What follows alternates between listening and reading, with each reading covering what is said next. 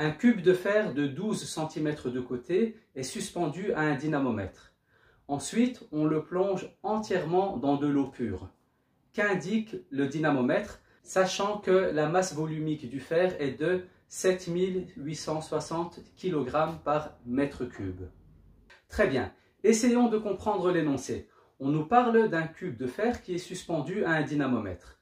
Eh bien, sachez que quand on a un objet qui est suspendu à un dynamomètre dans l'air, on va parler du poids réel de l'objet. Et ensuite, on va prendre donc cet objet, ce cube de fer, et on va le plonger entièrement dans de l'eau pure. Eh bien, sachez que quand on plonge un corps dans un liquide, eh bien là, on parle de poids apparent de l'objet.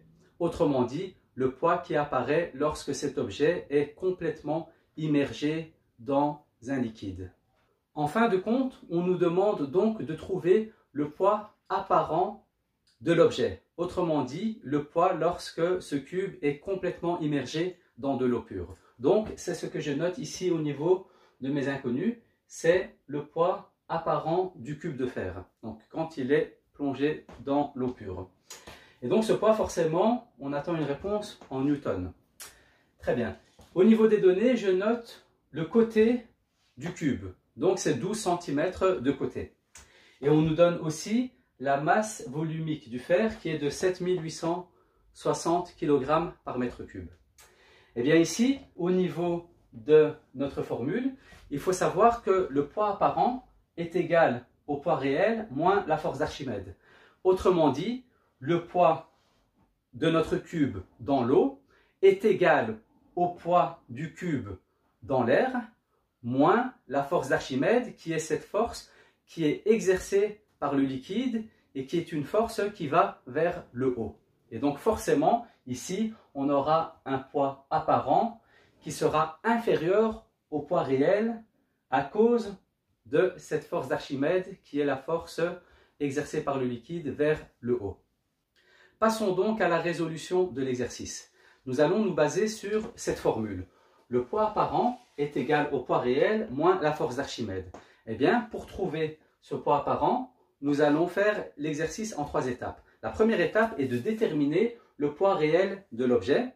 La deuxième étape, c'est de déterminer la force d'Archimède. Et la troisième étape, c'est d'appliquer cette formule et donc de faire le poids réel moins la force d'Archimède afin de trouver le poids apparent, donc autrement dit, le poids du cube dans de l'eau pure.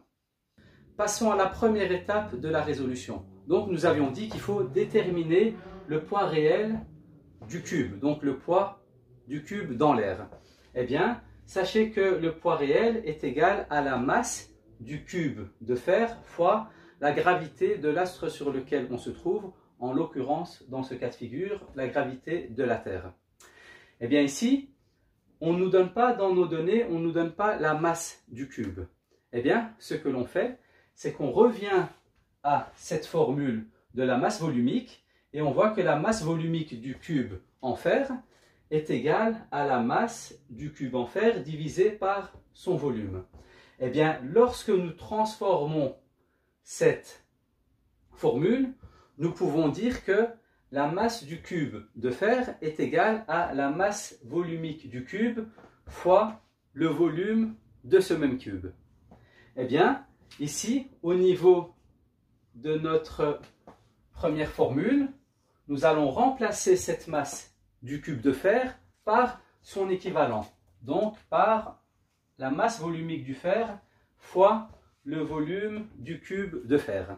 Eh bien, ici donc, ça nous donne comme formule, le poids réel est égal à la masse volumique du cube du fer fois le volume du cube de fer fois la gravité de l'astre sur lequel on se trouve. Eh bien, à partir de là, on a dans nos données la masse volumique du cube de fer. Donc, on a aussi la gravité qui est de 9,81 newtons par kilogramme. Eh bien, il ne nous reste plus qu'à déterminer le volume du cube de fer. Et sachant que on nous donne le côté du cube, eh bien, il suffit de faire côté fois côté fois côté pour avoir le volume du cube de fer. Nous allons donc déterminer le volume du cube de fer. Eh bien ici, le volume du cube de fer, puisqu'on nous donne dans les données la valeur du côté, donc c'est 12 cm de côté, eh bien ici on va utiliser cette formule. Le volume d'un cube est égal au côté fois côté fois côté. Mais attention, ici on nous donne des côtés en centimètres, alors que dans ma formule on doit utiliser des grandeurs, donc des longueurs en mètres. Donc 12 cm est égal à 0,12 mètres. Donc on fait 0,12 mètres fois 0,12 mètres fois 0,12 mètres. Et ça nous donne donc la valeur du volume du cube de fer qui est égal à 0,001728 mètres cubes. La réponse est en mètres cubes, forcément, puisqu'on a multiplié des mètres fois des mètres et fois des mètres. Et donc forcément, notre réponse est en mètres cubes. Maintenant que nous avons déterminé le volume de notre cube de fer, nous pouvons appliquer la formule.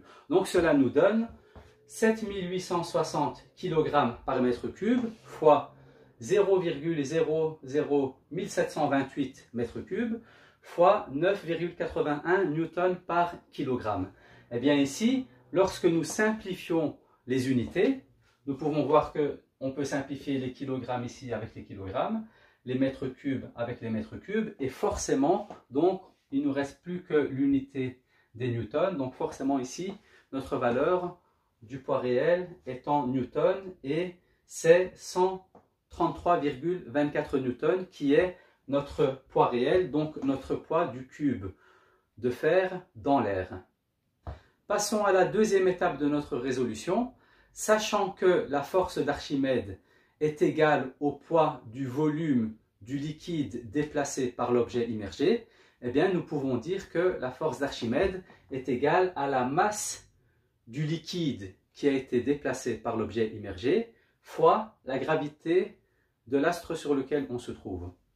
Sachant que la masse du liquide qui a été déplacé est égale à la masse volumique de ce liquide fois le volume de ce liquide, nous pouvons donc noter que la force d'Archimède est égale à la masse volumique du liquide, donc dans ce cas de figure de l'eau pure, fois le volume du liquide qui a été déplacé par l'objet immergé, fois la gravité de l'astre sur lequel on se trouve, donc la gravité de la Terre.